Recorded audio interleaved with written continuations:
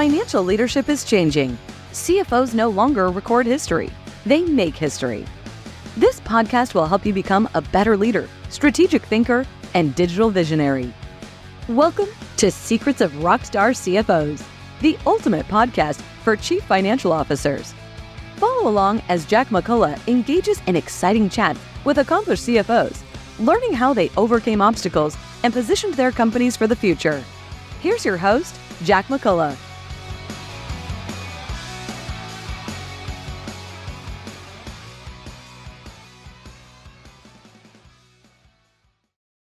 Well, we have a great guest today. Been looking forward to this one for a while. My guest is David Marberger, who's the CFO of Conagra Brands. David, welcome to the Secrets of Rockstar CFOs. Thanks for having me, Jack. It's great to be on. Indeed, a company is interesting, but one of the interesting things about Conagra is probably the products are better known than the company itself. So I think when you list the product, I'll say yes, of course. But can you share a little about Conagra at the 10,000-foot view? Yeah, absolutely. So Conagra is over 100 years old, a well-established public company, but its roots go back to being an agricultural company. So it's Consolidated Agriculture, I think, was really the original name of Conagra. And over the years, the business has evolved. And when I started in 2016, I came on board to work with Sean Connolly, our CEO. Sean and I worked at Campbell Soup together. And Sean's vision and strategy was to make Conagra a pure play branded food company. So all the non-branded businesses, we had private label businesses, we had spice businesses, we had, distribution businesses. We sold or spun off over $7 billion worth of business in order to make Conagra the business it is today, which is pure play branded food company. So we have approximately 100 brands in our portfolio. Things like Slim Jim, Swiss Miss, Hunt's Tomatoes, Pam Cooking Spray, the list goes on. But to your point, the holding company, the consolidated company is Conagra. So you wouldn't know by that name that we own so many great brands.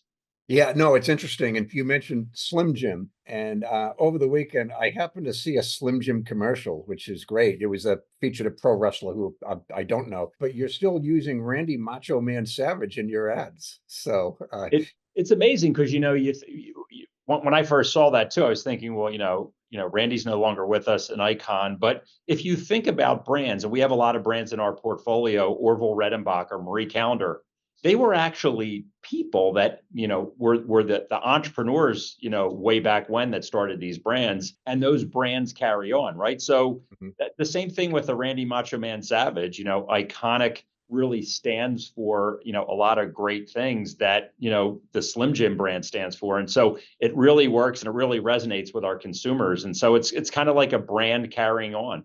Yeah, and he was like the most imitated person when those ads came out. Absolutely. The raspy voice. Oh, yeah. Oh, yeah. Step into a Slim Jim.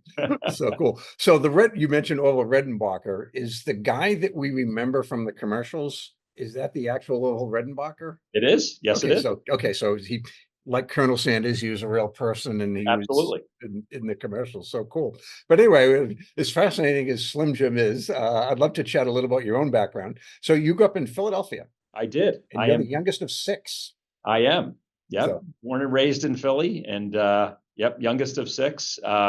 Raised mostly by my mother. Grew up in the Philly area. Big sports fan. Love sports. Love all the Philadelphia teams. I've now Conagra's here in Chicago, and so I've had to reconcile my Philadelphia roots and sports rooting interests with Chicago. But both great cities. Yeah, I was actually going to ask you that.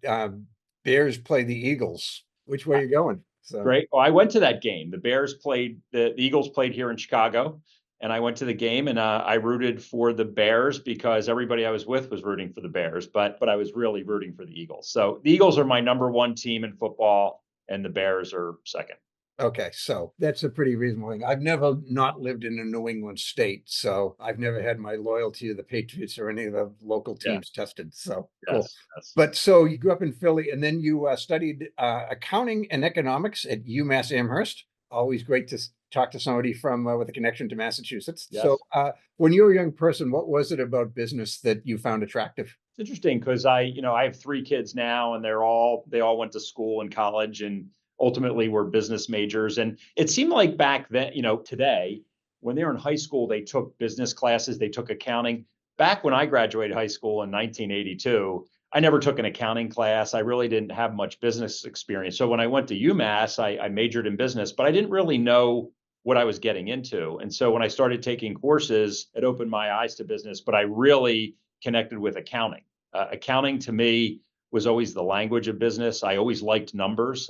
I'm a numbers person, and so I really took a liking to accounting, and that became my major there. And as I did a little bit of research, I realized that there's a pretty good chance of getting a job in accounting if you have good grades, and so that was a motivator as well. Yeah, it's interesting because I heard you say high school '82, same year as me. So we're the last of the baby boomers, and Yes, yes, but I was given advice in '82 not to go into accounting because computers would replace all of the accounting jobs. And by the way, this was smart people giving me this advice, but with hindsight, it would be hard for them to have intentionally made a less accurate prediction. I mean, yeah.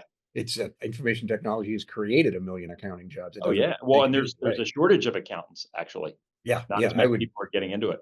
Yeah, I tell people, look, you can write your own ticket. I had a 40-year career. I was, I think, unemployed a total of 3 months over 40 years. That's nothing. It's a summer. And unfortunately, it wasn't a summer. It was like March to May where there's nothing to do. But Yeah. nonetheless, so you graduated from UMass and you started your career at PwC, which was probably not PwC at the time. No, it was I started at Price Waterhouse, and I went to school at UMass in Amherst, but I went back and I started at Price Waterhouse in the Philadelphia office. I decided wanted to go back to back home, and I started there and really enjoyed it. What was great about public accounting is they put you on a lot of different clients, and so you could get a feel for what industries you liked. And so I was on banks, I was on mutual funds. I had a couple manufacturing clients. I had, just different types of businesses, real estate partnerships. And one of the clients they put me on was Campbell Soup Company. And How about I that? really enjoyed that. I enjoyed the manufacturing aspect. I love the consumer side of it, to be able to go into a store and see the Campbell Soup products and talk to consumers and see why they buy it or why they don't buy it. So I love that client when I was at Price Waterhouse. That was my favorite client, and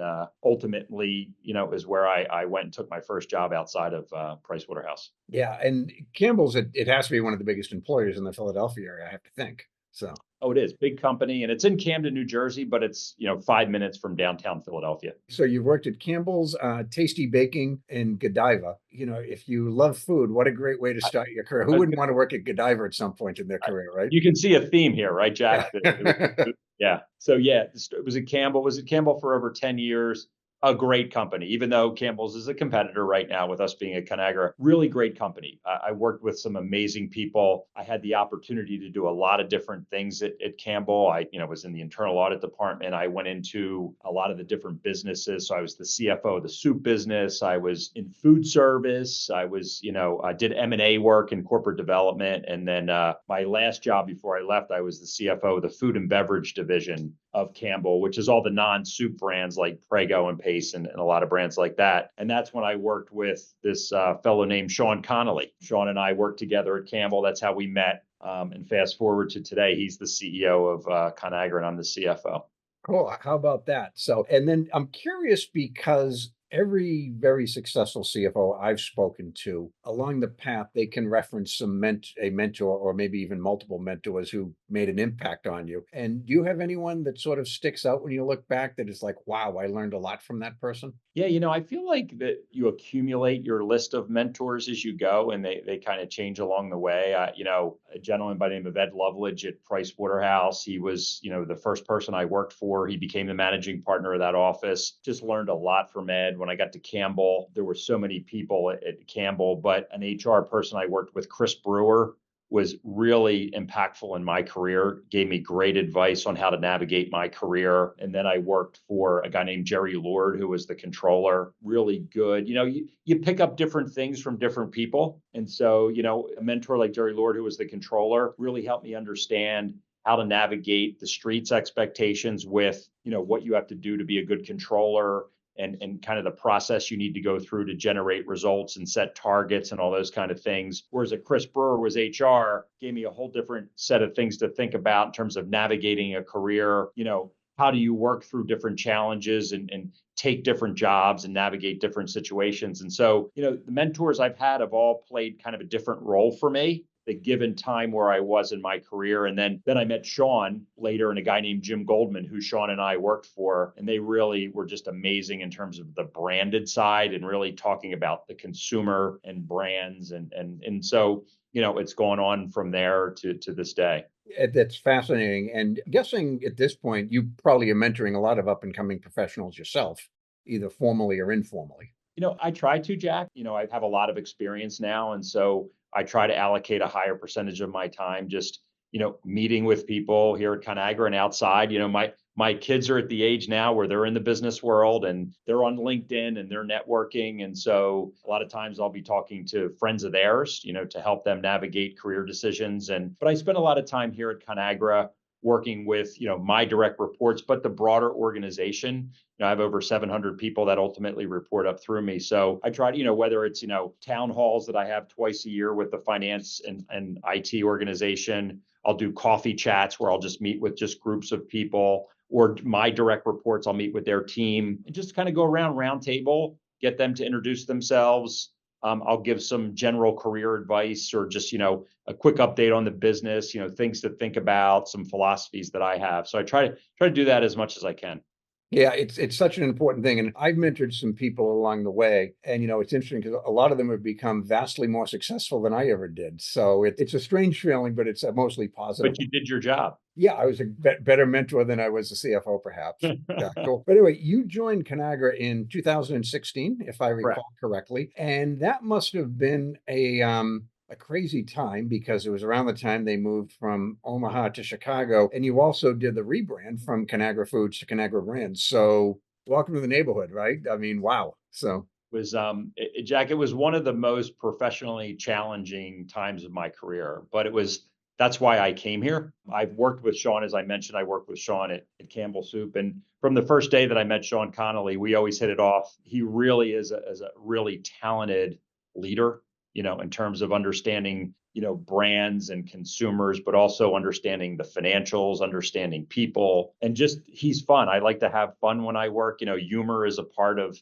what I like to inject. You'd think CFO and humor, those two things don't, come together, but they do. And I think it's a big part of operating effectively. And so, Sean called me and asked me to come on board as the CFO. And there was a lot going on. Sean was leading a transformation, and transformations are never easy. And we wanted to take this, this established company that was in a lot of things and transform it into a pure play branded food company. And when you sell or spin off $7 billion worth of business, the stark reality is you have to take SG&A out. You cannot have the same infrastructure you had when it was a much larger revenue company. And so we had to take out about $350 million worth of SG&A, which is a lot of hard decisions need to be made. And you have to change spans and layers. And, it's just a lot of people implications when you do that. I mean, that's what we did. And that part of that process, we moved the headquarters from Omaha to Chicago, but we still have more employees in Omaha than we do in Chicago. So even though the headquarters changed, yeah, Omaha, it's a great location. We just don't have as many people as we had when the business was larger, but it's still proportionately the same. And, half of my direct reports are actually in Omaha and half of them are here in Chicago. Okay, so interesting. I wasn't aware of that because the DNA is all about Omaha, right? Of the company. Yeah. I mean, that's where the business really was for many years. Yeah, they don't have any competitive sports teams, so if you were there, your loyalties wouldn't be divided as they are now. But they have the College World Series, so that's kind of fun. Oh yeah, I wasn't aware of that. Yeah, that must be great. So one of the other challenges since you've been in the role, I have to think. I mean, COVID impacted everything in every company, but I think you've faced in your industry and your company a lot more challenges than others with just inflation, supply chain disruptions, and everything else. And you're 3 or 4 years into it at this point. But what were some of those challenges, and how did you and the team overcome them? Because scary time. So. Yeah, it's really amazing, actually, if you kind of go back. So I started in 2016. We went through that transformation that I talked about. So sold or spun off $7 billion of business. Then in October 2018, we did a large acquisition of Pinnacle Foods. And that was a $3 billion revenue company. So that was a big acquisition for the company. So that was a lot of heavy lifting, a lot of integration work. And we had made a lot of great progress with that. And then COVID hit. And so, we're integrating this business. We moved a lot of that business that was in New Jersey. We pretty much moved it to New Jersey, and we're running it out of Jersey and Omaha. And then COVID hit, and that obviously changed the world and turned everything upside down. And every industry was impacted differently from COVID, which is what's so fascinating. But what was really interesting is that in the food industry, everything we had, we sold, right? Because everybody was working at home, and they just loaded up their cupboards and their freezers and refrigerators. And so there was just no food. Everything we had, we sold. I've never experienced anything like that in my career. I can imagine. And so at the same time, supply chains were stressed because the people that were in the plants and people that were in our company were getting COVID, or they, were quarantined because they were exposed to someone with COVID. So it created this situation where demand spiked and supply became strained. And that imbalance actually, I think, was a big cause for a lot of the things that we saw, are still seeing with inflation, and it just disrupted everything. And so that's how it impacted us. And so our mode was just to try to produce as much product as we could to get back on shelf and to meet our customers' orders, because all food companies, you were cutting orders. So, you'd see the things where, there was no toilet paper in the stores and everything. Well, that's what was happening. You just couldn't keep up with demand. And so there's nothing worse in the food industry when a customer orders something and you can't supply it, right? Because you miss a sale. And that was the situation. And so our priority was to make as much food as possible to get it sold into our customers. And so that shifted, and we were doing that the best we could. And then slowly we were catching up. And then the inflation super cycle hit. And that created a whole new dynamic, because our cost of goods went up over like 2.5 to 3 year basis, went up over 30%. And so when that happens, you can't cut enough cost to offset that. You have to increase your prices to your customers. So in our case, we sell to all the grocery stores, right? All the places you buy food, they're our customers. So our costs were going up 30%. We had to take our prices up. And then that's resulted in a lot of people buying less, right? So the volumes of product we are selling have been down, again, for all food companies. So that's been this crazy dynamic that started with this big acquisition we did, followed by COVID, followed by this inflation super cycle. So here we sit today. Our supply chains finally normalized. We finally are running our operations. We're much more efficient than we were. We're in stock on everything. But consumers are still working through all the price increases that have been taken, right? Because you go into a grocery store, everything's more expensive. And that's because we had to take our prices up because our inputs have been up significantly. And so that's kind of where we find ourselves today. We talked about it a lot last week on our third quarter earnings call. We're investing in innovation. We're investing in advertising and what we call trade merchandising, which is just in-store promotion and advertising at the point of sale. And so we're confident that we're moving in the right direction with the volumes improving kind of quarter on quarter. And that's what we're looking for, to just keep improving every quarter with the volumes. Yeah, it's interesting because, as someone is a layperson, not in the industry, but I've developed a sensitivity to things that might be impacting you, because if they impact you, they impact my family. And even a couple of weeks ago, this will air in a few months, but a couple of weeks before this conversation was the situation with the bridge in Baltimore.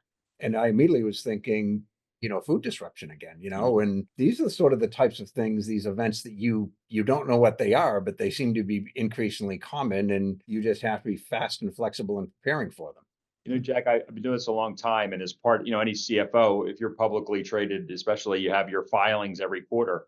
And, especially when you file your 10K, which is your annual report, you're just going through pages and pages and pages of risks. Like, that's part of your disclosure. This could go wrong, that could go wrong, that could go wrong.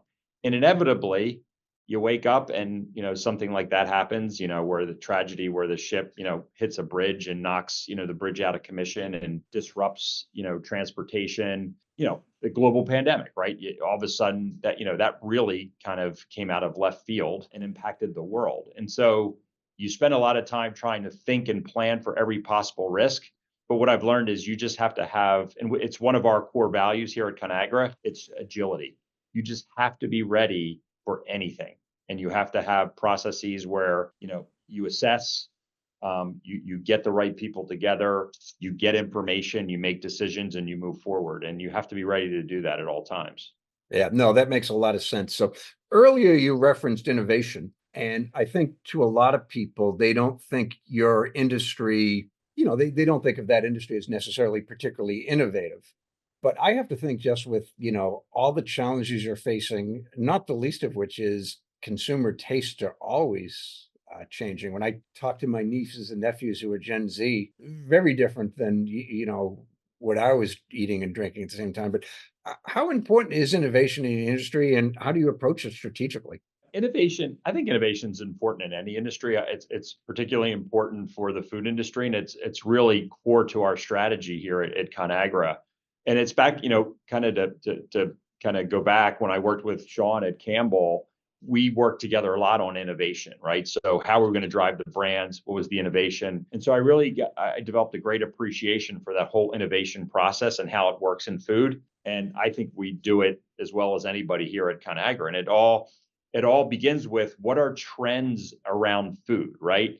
If we have unbelievable chefs at this company, well, they'll periodically go out into the marketplace, different areas around the country, see what are trends, what are flavor trends, what are people buying, and then we bring that back and we just get immersed in it and we brainstorm and we have sessions and say, okay, not all of it is applicable, but some of this could be applicable to our brand. So we're big in frozen foods, right? So Yeah. we have brands like Healthy Choice, Marie Callender's Banquet, PF Chang's, Bertolli. Okay, how can some of these trends possibly work with the products that we sell? And so that's where it all starts, with that inspiration. And then we use data to say, okay, if we think that's a trend, how big could this be? Is it small? Is it niche? Or could this be, substantial? And it all starts with that. And then we kind of come up with ideas for food. We taste food. We figure out what's the branding going to be.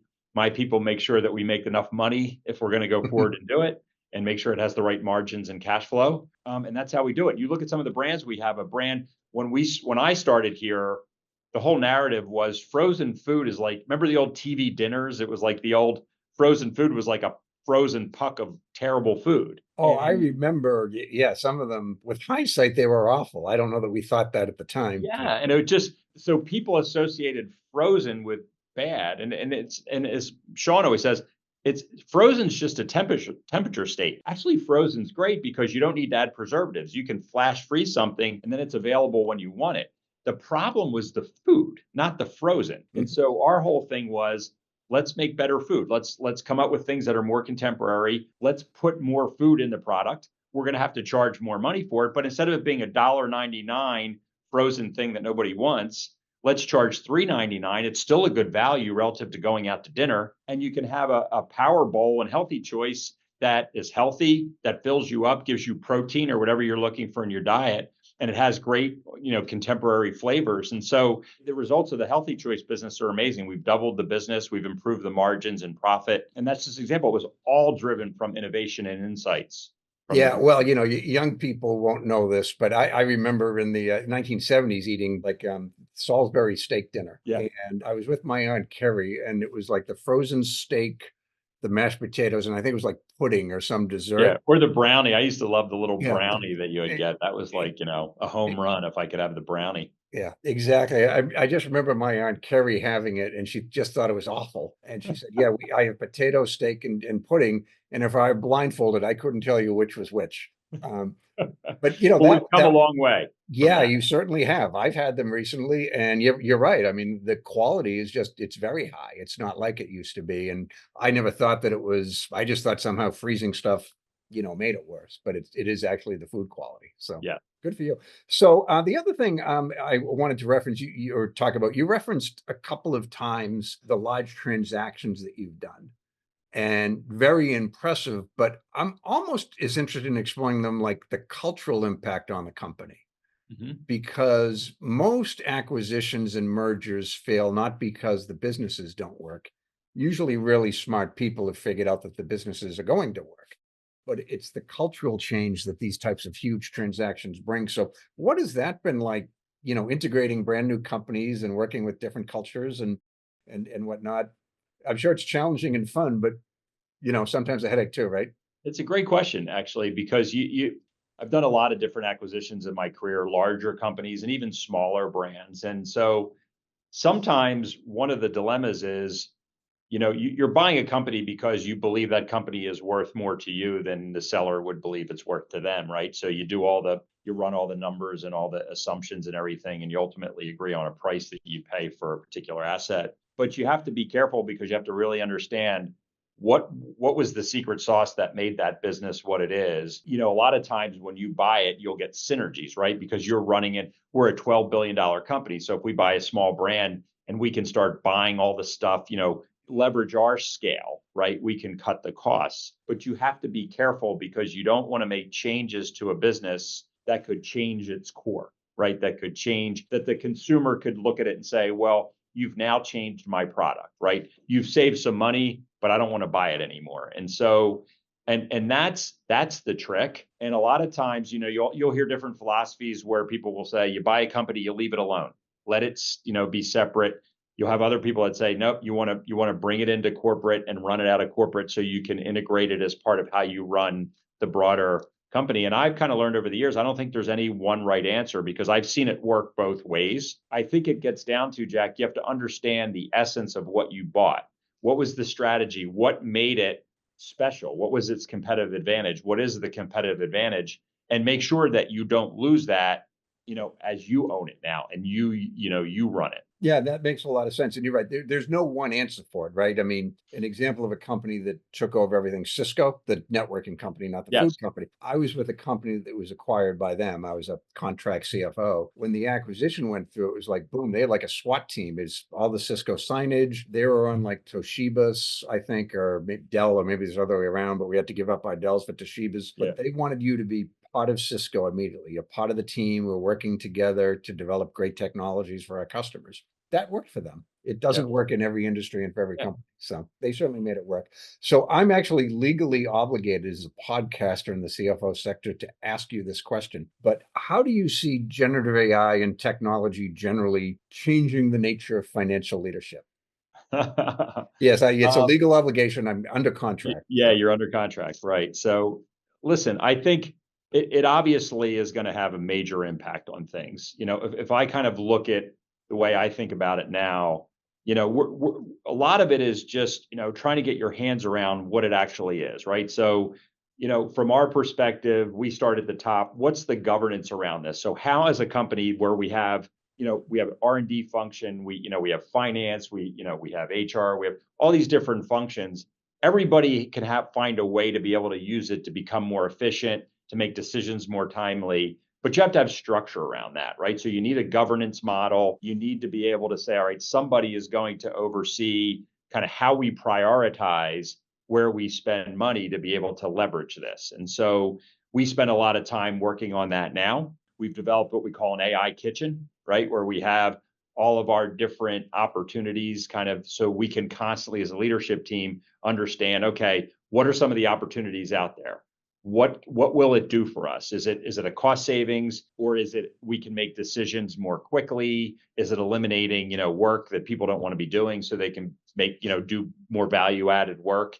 It's all of those things, but you have to have some structure and prioritization, just like anything else. You can't do it all at the same time or you'll have chaos. And so we're trying to, we're working through that now. I feel like where many companies are, where we're just kind of working through kind of the early phases of that. But it's undeniable that the technology is powerful. To me, it all comes down to, we're a food company and we're innovating and making the best food possible that we can sell so that people will want to buy it and it'll, enhance their life, given whatever they're looking for in their nutrition and their food. And so how we do that, we spend a lot of money making decisions and buying things and doing things. And the more efficient we can get at that by using technology, it improves our profits so we can invest more in the food and in the advertising and everything else that keeps that cycle going. And so I'm excited about it. I'm trying not to get, you can tend to react to these things incredibly fast. And, we're reacting fast, but we're doing it with a process and a structure so that we can prioritize, what do we do in supply chain versus what do we do in maybe some of the administrative areas. Yeah, and it's one of those things that's such a competitive advantage. And at some point, it's not so much that it's an advantage as much as it's a disadvantage if you don't embrace it, because your competitors certainly are going to be doing For so, sure. right? So, and it changes finance and accounting, but just the general business generally. But I have a question. Hypothetically, do you think Gen AI will eventually be able to replace a CFO's role? And I've asked this of a few people, always some interesting responses. Yeah, no, I think there's always going to be a need for critical thinking, Mhm. human beings, right? It was Charlie Munger that said, there's artificial intelligence. He goes, I like the good old fashioned regular intelligence or whatever he said. Like I think at some point, being able to use judgment, there's a role for that. And so, as I'm a CFO, so I look at what I do every day, and a lot of it is decision making. I am making micro decisions. You know, I'll make 6 decisions in an hour, right? And I don't think Yep. of it that way, but that's really what I'm doing. And I'm prioritizing. I'm saying yes. I'm saying no. I'm saying think of this. And I just feel like there's a lot of critical thinking and judgment that's involved with that, Jack. And I don't think that's going to go away. Yeah, I mean, some people have said you just should think of Gen AI as a really productive employee that can help you with decisions, but that can't make decisions. And there's a professor at Stanford, I like the line he said. And he said something basically, Gen AI will not replace CFOs. However, CFOs who use Gen AI will replace CFOs who don't use Gen AI. Yeah, And that's a I good way think to think that about that's definitely a good way to put it. So it. cool. Earlier, you mentioned your relationship a couple of times with Sean Connolly, who's the current CEO. I'd like to explore that a little bit because, you don't have to do a whole bunch of research to read stuff that suggests that that's the critical relationship in the C-suite, the one between the CEO and the CFO. And you've chosen, you sort of met a day job, but you've chosen, having worked together before, to do it again. And I'm curious what that relationship is like. And, are you his most trusted lieutenant, as they say? Well, let me just so Sean, the reason that I took the job is because I had the chance to work with Sean, and I've worked with him before. CFOs, and this, you interview CFOs all the time.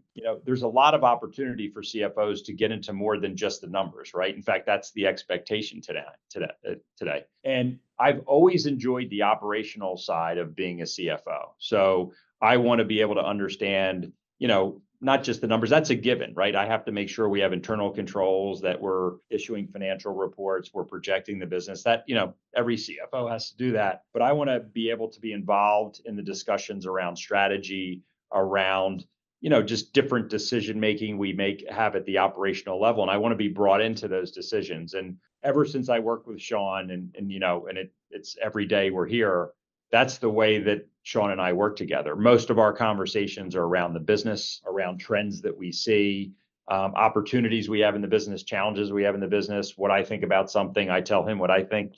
Maybe he doesn't ask me, but that's what I want. And I want a CEO that embraces that. I don't think every CEO, CFO have that kind of relationship, but we do. It's what I like most about my job, is the fact that we can really operate at that level, and he lets me do the job that I have to do, which is the financial aspect of it. But most of our conversation is around the business strategy, operations, portfolio, just different things like that. And I think we share that as a leadership team. So Sean has, developed a team where we're all kind of wired the same way. And so, we don't always agree. You just like anything else, like we're paid to make decisions, and we don't always agree, but we have a lot of good dialogue and debate.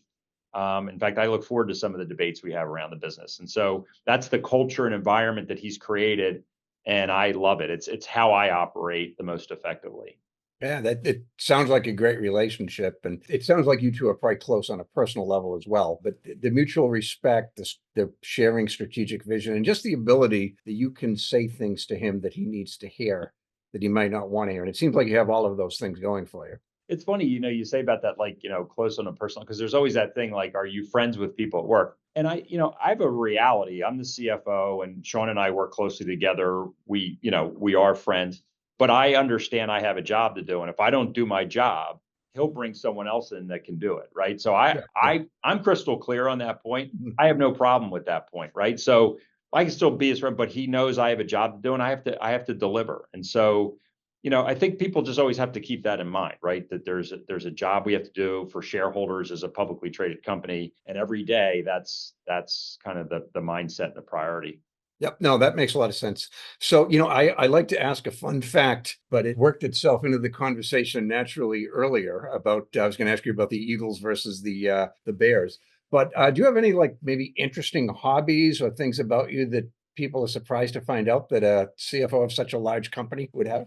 It's funny because when I get asked these kinds of questions from time to time, it always just sort of reinforces how boring I am, because I really don't have any crazy hobbies that you'd be like, wow, I love sports. I play golf. I play a lot of golf. That's sort of reignited my passion for that. I just love to travel and go out. I love to go out to dinner. We'll go on vacation with my family, and we go out to dinner a lot, but because I find that going out to dinner is the one time where you just talk. And I just love that. We'll go out for dinner for a long time just because it's the time where everyone's connected. And in this day and age where everybody's kind of, on their phones and doing everything, I just love that. When we go out, we go on vacation, we go out to dinner every night. I think that's for me, the best part, because I'm a food guy. I live it, I work it. And so I love going out to new restaurants and experiencing different things, but I'm, no crazy hobbies that, Yeah, I'm with you. When I was on someone else's podcast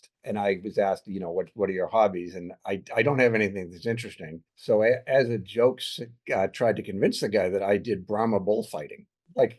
He believed it. I'm 30 seconds in, he's asking me these follow-up questions. And I'm like, you are aware that I'm not a bullfighter. It's I had to edit that part out, which was sort of too bad, but cool. Oh, that's funny. Yeah. Anyway, I always like to conclude this with any advice you can share for the next generation of CFOs, things that maybe you wish you had been aware of early in your career.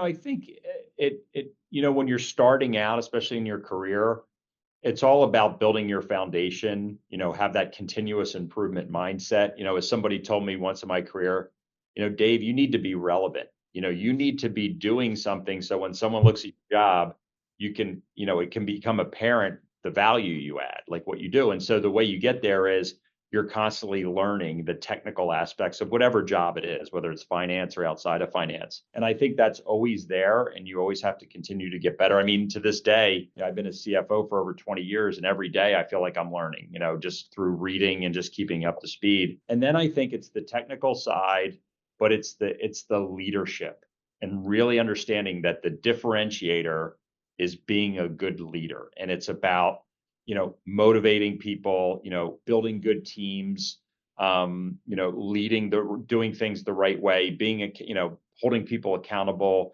making sure it's clear they need to know what they have to do. That's the key to me, is understand what that means for you to be a leader. Because being a leader is a broad definition, and it can be defined different ways. And so understanding what that means for you, because you want to create a culture where people want to be there, and they want to work hard for you.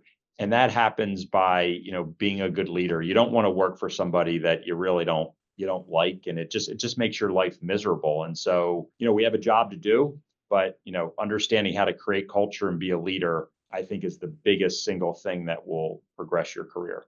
That makes sense, because there's probably a lot of people, not a lot, but enough, that have the finance and accounting skills to be a serviceable CFO. But I think it's the elite ones who have those leadership skills and the strategic vision to help their companies grow. But Dave, this has been a lot of fun, and I know you got a lot going on, so I certainly appreciate you taking the time today, and I'll give you the final word. Jack, I appreciate it. It's great connecting with a Massachusetts person, since I had some great years at UMass and spent a lot of time in New England. So I love what you're doing with your podcast and interviewing CFOs. I think, CFOs, it's a really interesting role, and I think it's an evolving role, and it really, I think in some cases it's an underappreciated role, because there's so many different things that you're responsible for. I absolutely love it. Every day I kind of have different challenges that I enjoy, but it's great. I love that you dedicate your time and your passion to this. I think it's great. Thank you for listening to this episode. To continue your exploration of this role that focuses on strategy, leadership, finance, and technology, listen to more episodes of the show at rockstarcfos.com. Join this revolution, episode by episode. Push yourself to achieve great things and unlock the best opportunities available to you. CFOs are creating a legacy, and it's time for you to leave your own unique imprint on the world today. That's all for now. See you on the next one.